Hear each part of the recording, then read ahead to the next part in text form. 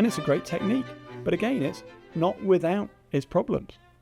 Firstly, it's a closed procedure, so it's difficult to spot a hole, let alone to repair one if you find it.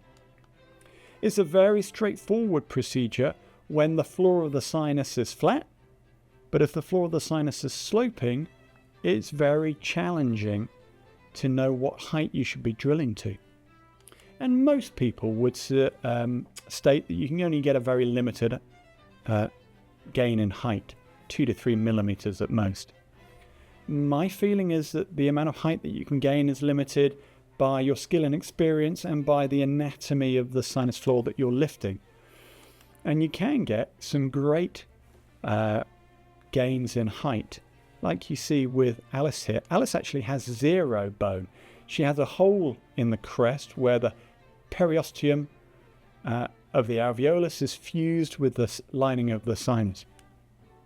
And for her, we've raised a very small flap. This is not the size of flap that you would use for a lateral graft. This is the kind of flap that you'd raise for placing an implant.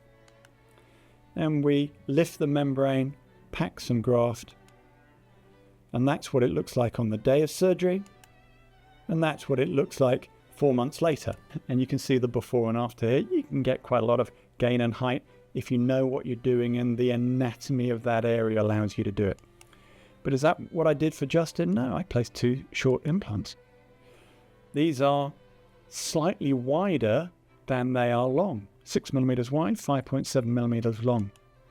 No sinus grafting of any kind was needed because they're only 5.7 millimeters long and 6 millimeters of bone. And here they are 18 months post-restoration and about 2.5 years after restoration. Single unsplinted molar crowns in the posterior maxilla where we know the bone is poor on short, round implants.